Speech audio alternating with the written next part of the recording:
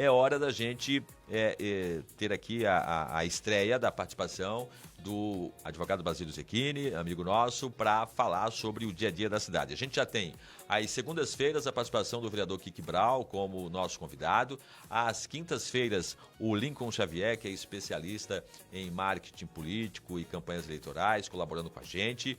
E agora o Basílio se junta ao time de colunistas e participa com a gente. Basílio, seja bem-vindo, tudo bem? Boa tarde. Boa tarde, Cláudio. Boa tarde a todos os ouvintes. Obrigado mais uma vez pelo convite, pela oportunidade de estar participando aqui, contribuindo desse bate-papo que você promove aí sempre, dando abertura e espaço para todo mundo, para falar sobre a nossa cidade, sobre assuntos do dia a dia. Muito obrigado, viu? Pois é, e hoje a tua principal atividade, Basílio, tem sido a atuação como advogado? Sim, na verdade, a advocacia foi minha paixão desde sempre, né? Eu, já na época do colegial, estagiava com meu avô, Zé Carlos Querion, no escritório, aprendi a gostar do direito, optei por fazer faculdade aqui em Bragança mesmo, já trabalhando no escritório com ele, e desde então estamos aí, focado na advocacia. A política foi uma outra paixão que me picou, então a gente também participa, né? Eu faço assessoria parlamentar para o deputado Rafa Zimbaldi, em toda a região aqui, enfim. Então, são minhas principais atividades hoje. Pois a parte política, você inclusive já teve a oportunidade de exercer um mandato de vereador. Deu para aprender alguma coisa exercendo o mandato de vereador ou foi tempo perdido, Basílio? Não foi não. Deu para aprender bastante. Acho que a gente teve, inclusive, juntos naquela época na Câmara e foi um grande aprendizado. A política, ela te ensina de diversas formas, né? No dia a dia, acompanhando os bastidores. E exercer o mandato também eu entendo que é uma oportunidade importante aí do aprendizado, de você entender como é que funciona a coisa por dentro. Porque às vezes você está fora e acha que é tudo muito fácil, tudo de um jeito. E quando você entra, você entende que na prática é diferente. Então, foi muito válido, foi uma experiência aí que agregou muito e eu levo sempre aí na caminhada. Pois é, além de você ter exercido o mandato como vereador, você foi candidato a prefeito e vice algumas vezes, é isso? Fui candidato a deputado estadual, na época tive 17 mil e poucos votos, ainda enquanto era vereador. Na sequência, entendendo que a gente precisava, até pelo aprendizado que a gente teve na Câmara, que Bragança precisava de uma mudança na forma que o Executivo trabalhava, e acredito que ainda precisa disso. A gente apresentou aí uma candidatura a prefeito naquela oportunidade. E nessa última eleição, dentro desse trabalho de construção, fui candidato a vice-prefeito com o Zé de Lima, que foi, sem dúvida, se não o melhor, um dos melhores prefeitos que a cidade já teve, uma pessoa que fez revolução em Bragança, que de fato fez Bragança evoluir muito, trabalhou muito pela cidade, fez muitas obras importantes. Então, também foi um aprendizado muito grande nessa trajetória. Pois é, e vocês tiveram uma votação esplêndida, né? Mais de 40 mil votos, 40.800, não é isso? Exato. Ficaram em segundo lugar, faltou pouco. Ô Basílio, você ainda se pega pensando, puxa vida, se tivéssemos feito isso, tínhamos ganho a eleição? Cláudia, às vezes a gente pega, às vezes as pessoas promovem essa discussão com a gente, né? É bastante comum o pessoal vir parar na rua e falar, pô, faltou isso, pô, tal lugar vocês não foram. Mas eu acredito que também tudo no seu tempo. A gente fez o nosso trabalho, fez o que podia ser feito, fez uma campanha bonita, conseguiu levar a mensagem e daí foi uma diferença de 4% mais ou menos entre os votos do primeiro para o segundo colocado. Mostrou que a cidade de fato viu tudo. É evidente que a gente entra para querer ganhar, para querer buscar a vitória, faz uma análise do que podia ter sido melhor, do que pode melhorar e leva isso como lição para aprimorar para frente, né? Você hoje é presidente do PSD aqui na cidade de Bragança Paulista. Eu entrevistei o Rafa Zimbaldi aqui, né, nesta bancada, a quem você hoje assessora como assessor parlamentar, e ele disse naquele momento que o que você decidisse ele apoiaria, mesmo que você quisesse, inclusive, ser candidato a deputado estadual. Eu não sei se o Rafa vai ser a reeleição estadual ou se será federal, isso é uma coisa que eu não tenho ainda essa informação, você deve ter. Aí eu queria te perguntar com esse preâmbulo o seguinte, você será candidato a deputado estadual ano que vem o seu nome está à disposição do partido? Como é que você está hoje agindo com vistas à eleição do ano que vem? Já que você foi candidato a deputado estadual uma vez, teve mais de 17 mil votos. Sim, sim. Na verdade, também é um assunto que as pessoas questionam a gente. O Rafa é um grande deputado, um grande parceiro, não apenas meu, mas da cidade, da região. Enfim, ajuda muito, principalmente nas demandas de saúde. É um cara que está sempre pronto para ajudar.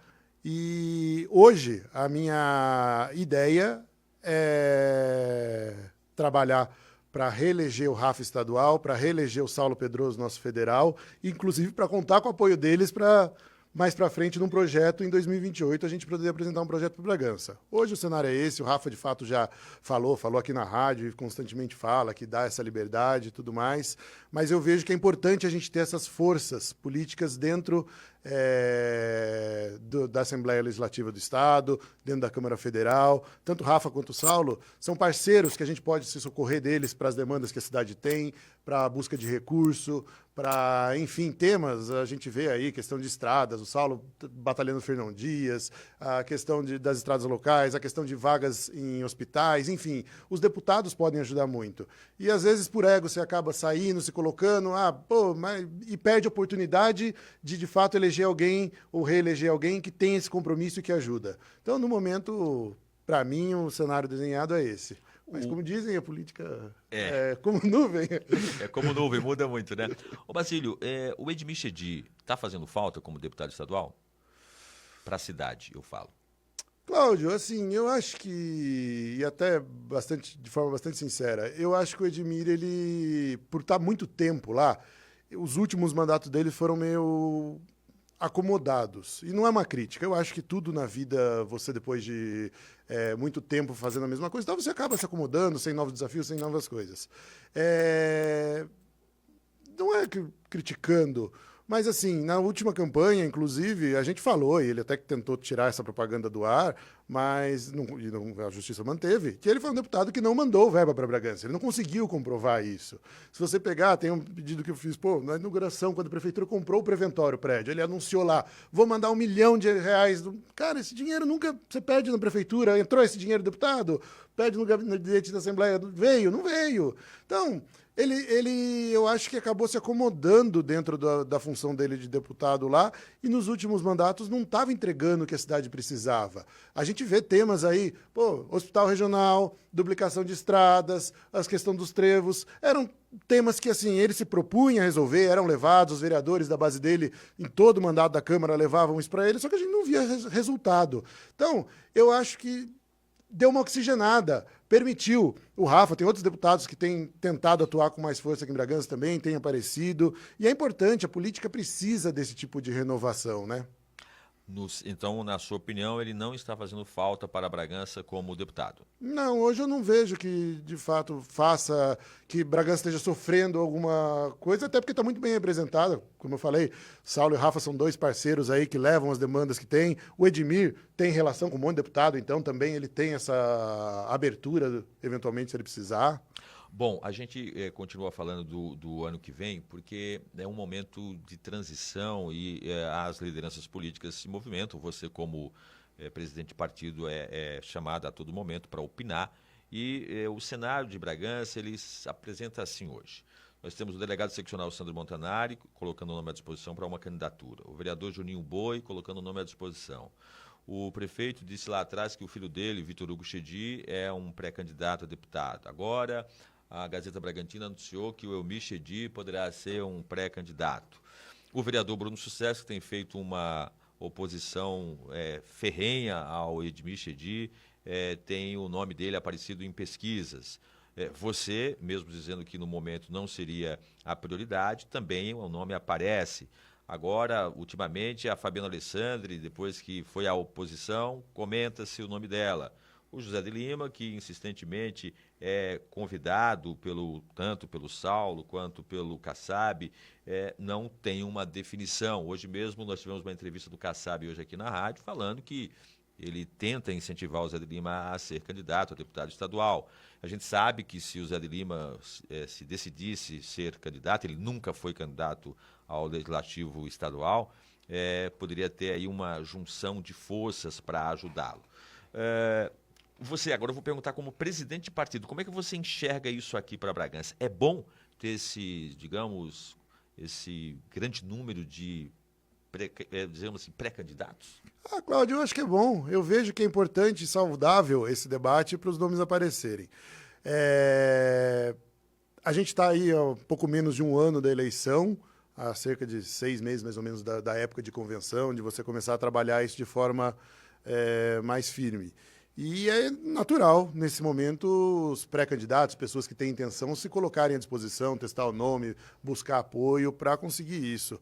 Eu acho que é importante, porque se você for pegar Bragança, a gente tem aí mais de 100 mil eleitores. Se você pegar a região Bragantina, esse número passa mais de 500 mil, 600 mil eleitores.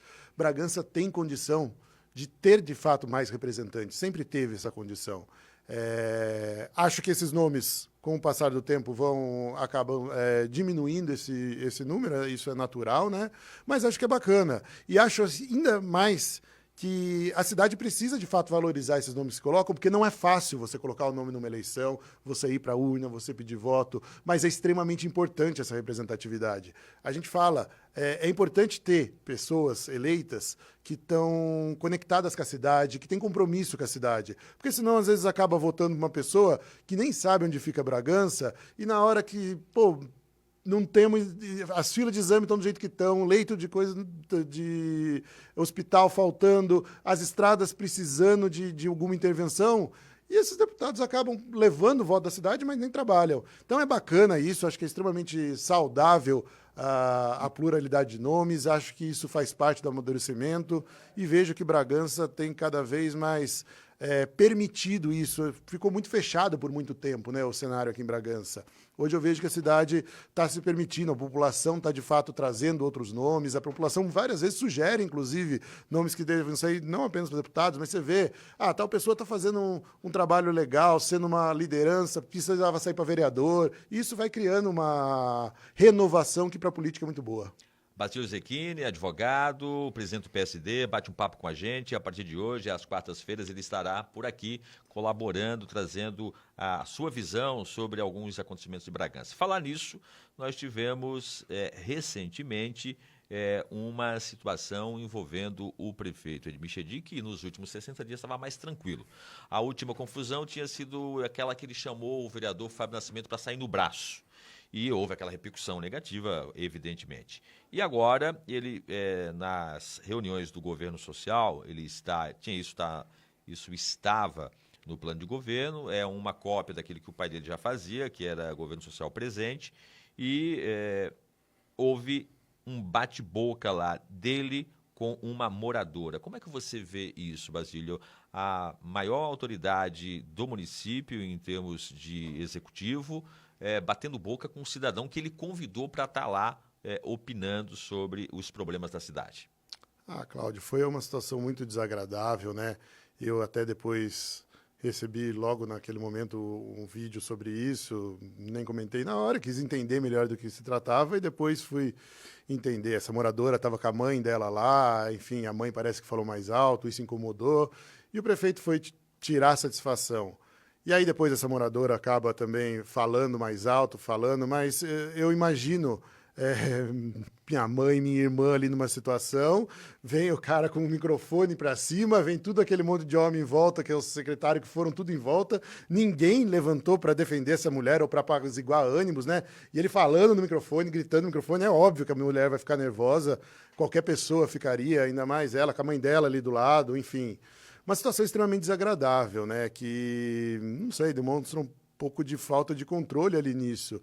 Porque a gente tá sujeito a isso, eu costumo falar sempre, né? A política ensina muita coisa. E uma das coisas que eu aprendi com ela foi engolir sapo. Eu brinco isso, porque, infelizmente, a classe política no Brasil, por motivos extremamente justos, ela não é bem vista pela população. As pessoas, elas têm um pé atrás com relação à classe política. Numa cidade, é mais fácil você conhecer as pessoas, você ter um contato e isso ser um pouco mais tênue. Mas, mesmo assim, a pessoa vê um político ali, ela já fica com o pé atrás. Aí ela vai tentar fazer... às vezes coloca para fora um sentimento que muitas vezes é algo que dentro dela aquilo já está explodindo. É um parente que está há meses, semanas, enfim, até ano, dependendo de alguma coisa, que ela vê piorando em casa e não consegue fazer um exame, e aí ou faz o exame e não consegue mais uma consulta, o exame vai ficando velho. O retorno da rua para chegar na casa dela, enfim, alguém que sofre, alguém que sofre um acidente por conta de um problema na rua, de um problema de falta de estrutura, essa taxa de iluminação, o prefeito está cobrando de um monte de gente que não deveria estar pagando, o prefeito está cobrando injustamente e ilegalmente. Então, essas coisas vão tirando as pessoas do sério. E é evidente que você faz uma reunião, se você leva quem você quer, as pessoas vão te bajular. Mas se ela é aberta, você corre o risco de alguém ir te criticar. E aí você tem que ter essa... naturalidade de saber ouvir a crítica, enfim. Ele está com o secretariado, pede para um secretário dar uma atenção, entender qual que é, mas essa postura de ir até a mulher, discutir, gritar contra uma mulher lá foi muito desagradável, foi um episódio muito lamentável. Bom, nós tivemos uma repercussão disso na Assembleia Legislativa. O pessoal da bancada feminista acusou o prefeito de Bragança de violência de gênero. Isso foi levado até a Câmara Municipal na última terça-feira. A mesa diretora entendeu que o prefeito se desculpou com a munícipe que estava lá presente e acabou não iniciando investigação. Na sua avaliação, houve ali uma violência de gênero? Cláudio, é uma análise muito tênue e eu acho que quem está naquela situação é que, de fato, tem mais condições de falar sobre isso. Mas o fato... ela não quis fazer mas assim, ela é evidente que não quis. Vai o prefeito com o microfone, um monte de secretário em volta, aqueles tudo em volta. A pessoa fica coada e não vai fazer mesmo. E até porque... com todo respeito, mas a gente sabe, é comum ouvir que o Grupo Chedi é vingativo, o Grupo Chedi acaba sendo rancoroso. Então, muitas pessoas acabam não fazendo nada mesmo, viu? Deixa quieto, vou comprar briga com ele e tal. E aí a pessoa, até teve gente, eu não vi esse vídeo dela, mas falaram que ela meio que se desculpou por ter falado do prefeito, sabe? Uma inversão total disso. Não, ela se desculpou pelo palavreado, porque chegou uma hora que ela olhou para mim, vocês não estavam indo bosta nenhuma, não estava indo bosta nenhuma mesmo e tal. E ela foi guerreira pra caramba. E ela até, ela me escolheu como sendo...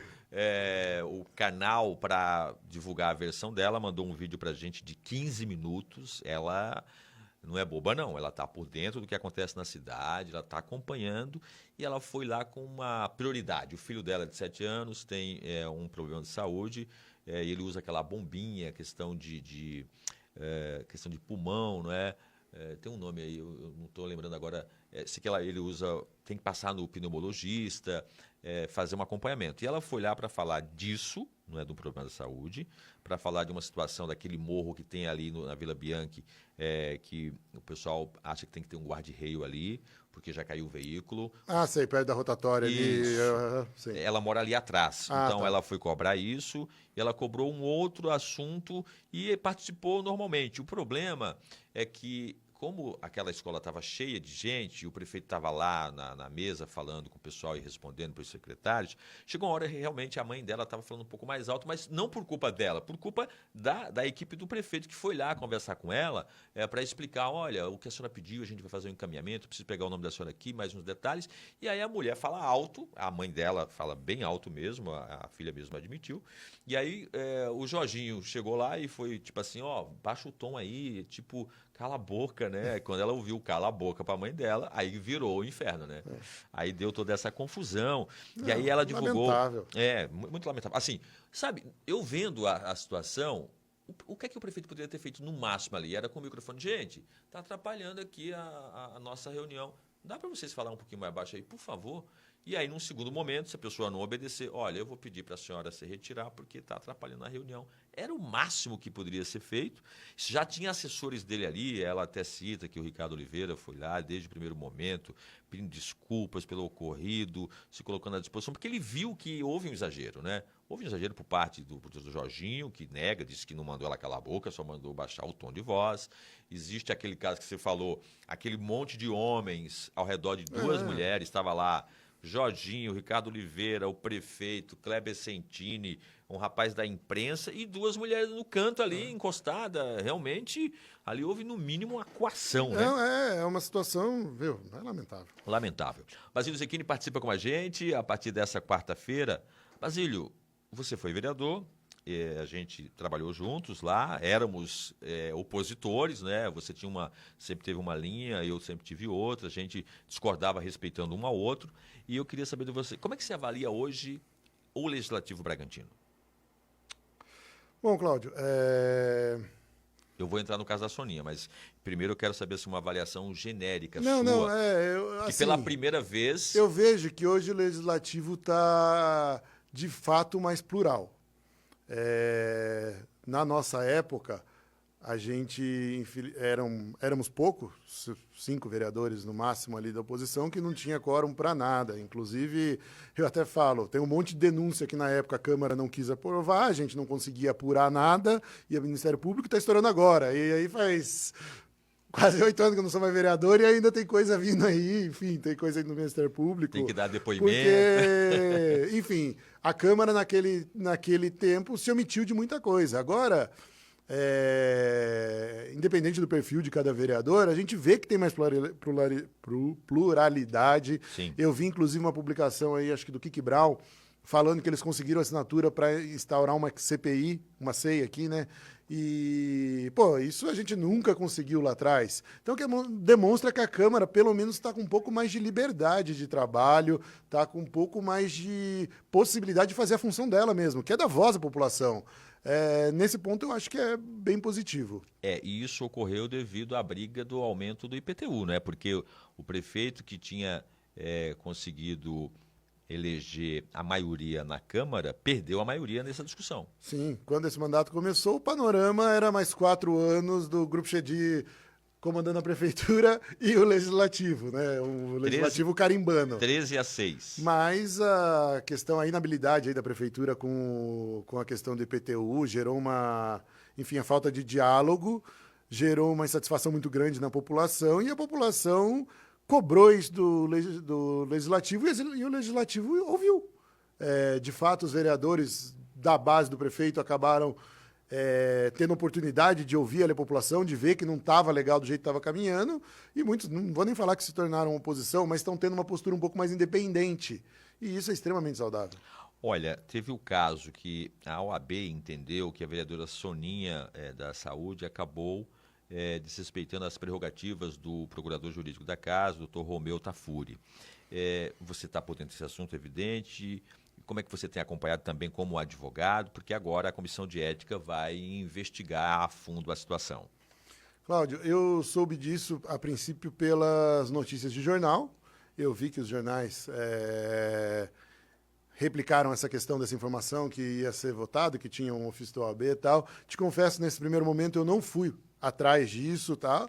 E depois que foi aprovada a abertura da CEI pela Câmara, o vereador Bruno Sucesso postou um Reels com a fala da Soninha. Uhum. E aí eu fui entender.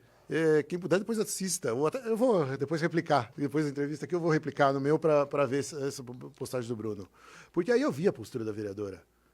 Gente, ela tratou eles... Eu, como advogado, minha vontade era pegar um vídeo e fazer um vídeo de repúdio naquele momento. Porque a forma que a vereadora tratou um servidor de carreira da casa, que ela tratou uma pessoa... Assim, uma coisa bate-boca entre vereadores. Nós somos eleitos, nós estamos ali para isso. Sim. E, enfim, é normal discordar, beleza. Mas a forma em que o servidor foi tratado... E outra, não só a forma que ele foi tratado, mas a forma que ela quis criar uma situação que ele teve que se desculpar de algo que ele não fez, sendo acusado de um monte de coisa, foi absurdo. Essa postura da vereadora foi absurda.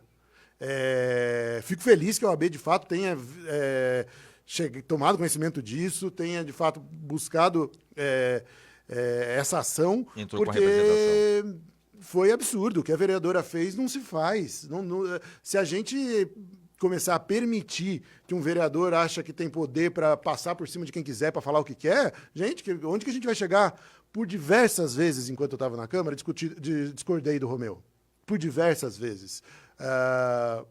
O doutor Romeu é um baita de um advogado competente, é um excelente procurador, e na época o líder era o Paulo Mário, e diversas vezes chegava coisa malemar feita da prefeitura, e o Romeu lá na Câmara ajeitava e dava um jeito e fazia tal, e direcionava, ajudou muito o jurídico da prefeitura. Verdade. E eu várias vezes, como oposição, vendo aquilo, ficava, pô, meu, não sei o que tal, vamos levar, e aí chegava com as emendas prontas, mas isso, para o Legislativo é muito bom, porque foi aprovando, foi, enfim, melhorando. Ele tem uma atuação principalmente regrada dentro do que a função dele exige, que é o conhecimento para você, de fato, fazer o processo tramitar da forma correta, você não ficar aprovando lei que depois é derrubada na justiça, você tem uma base jurídica para isso. Ele cumpre muito bem essa função. Ver ele ser desrespeitado daquela forma, porque assim, como eu disse, eu por diversas vezes discordei dele, mas sempre de forma respeitosa. Quando, eventualmente, um parecer dele não concordava, eu tentava fazer um parecer em apartado, enfim, debater de outra forma. Mas desrespeitar a pessoa da forma que ele foi desrespeitado, para mim, foi absurdo. Eu acho que o ápice da ignorância da vereadora foi o momento que ela o acusou de violência de gênero. Exato. Aquela hora ali, eu fiquei estupefado vendo aquele vídeo, eu fui tentar entender, e eu entendo hoje que ela não entendeu o que leu. Ela leu lá que o procurador tinha dito que era bom saber qual era a intenção da parlamentar em fazer aquele OPV lá para o presidente da Câmara, e ela entendeu como uma ofensa. E uma ofensa por ela ser mulher. Eu, quando vi aquilo, eu falei, a vereadora não entendeu o que leu. E o Romeu é técnico, né? Sim. E o Romeu foi de uma humildade ali, porque eu naquela situação, eu acho que eu saía preso dali. Porque eu não ia aceitar. Não, a forma que ela acusou ele, principalmente dessa questão de violência de gênero. Inclusive, a banalização que se faz desse discurso. Porque não tem nada a ver com isso. E a partir do momento que você faz uma acusação contra uma pessoa, primeiro, que não tem. A discussão não tinha relação com isso. Então, é muito grave, muito grave. E isso não pode se repetir. Ainda bem que a OAB tomou a iniciativa. Ainda bem que os vereadores, enfim, aceitaram abrir pelo menos a comissão, enfim, discutir, para pelo menos a vereadora entender ali qual que é o limite também dela, né? Porque a gente já foi vereador e a gente sabe, você não pode fazer o que você quer, você não pode falar o que você quer. Num debate dentro ali do plenário, é uma situação com um colega vereador, você ter tal. Agora, daquela forma, contra um servidor, isso é inaceitável. Pois é, e a tendência é que essa comissão de ética avalie, ouça a vereadora, ela já no primeiro depoimento, ela manteve praticamente a mesma posição, dizendo que vai até o fim defender o que ela entende ser correto.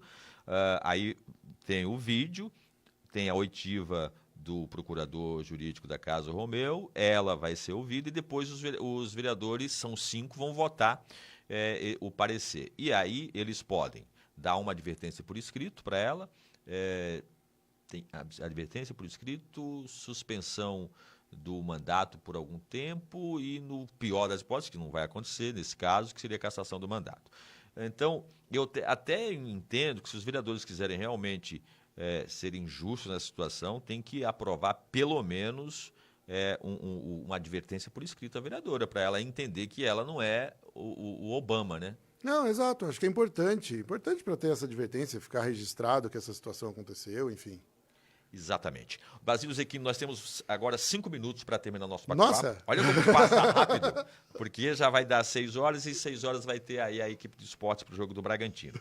Eu queria que você aproveitasse, já que hoje é dia do professor, pudesse falar alguma coisa sobre, aliás, sua mãe é professora, não é? Tem mais alguém da família que é professor? Tem minha prima, tem minha tia, tem muita professora da família. Vários educadores, né?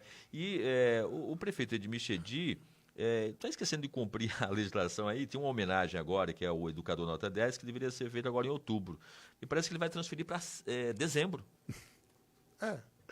Bom, vamos lá. Não, como é que eu faço uma homenagem ao professor por causa do dia do professor, porque outubro é professor, eu vou fazer em dezembro? Não, e outra, se eu salvo engano, isso é uma lei da sua autoria, que Sim. também foi aprovada na nossa legislatura e que prevê que seja em outubro, não é?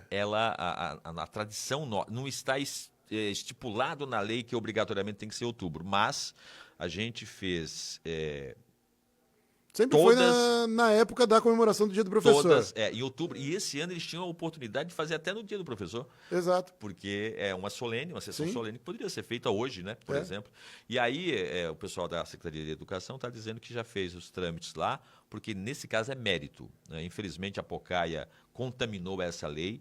Ela fez ela passou, ela também conseguiu aprovar lá uma mudança na lei, onde a lei original é mérito. Você tem que escrever o trabalho ser avaliado por uma mesa apuradora, né? E aí ela colocou que agora também as diretoras podem indicar 10 professoras para receber homenagem, sem mérito. O que é que você vai entender? Daqui a pouco o pessoal não vai querer mais participar. Eu vou escrever meu trabalho, ter trabalho de apresentar tudo isso, aí vai lá, a diretora indica 10 pessoas, aí fica um negócio complicado. Pocaya quis ajudar, atrapalhou, hein, vereadora? Vou dizer uma coisa pra senhora, hein? Que é isso, hein? Tá que nem o Edmir, né? O Edmir meio chupa obra, só tá querendo chupar. Como é que fala?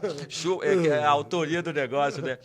Mas, Basílio, eu tô assim, tentando... Festa nordestina, por exemplo.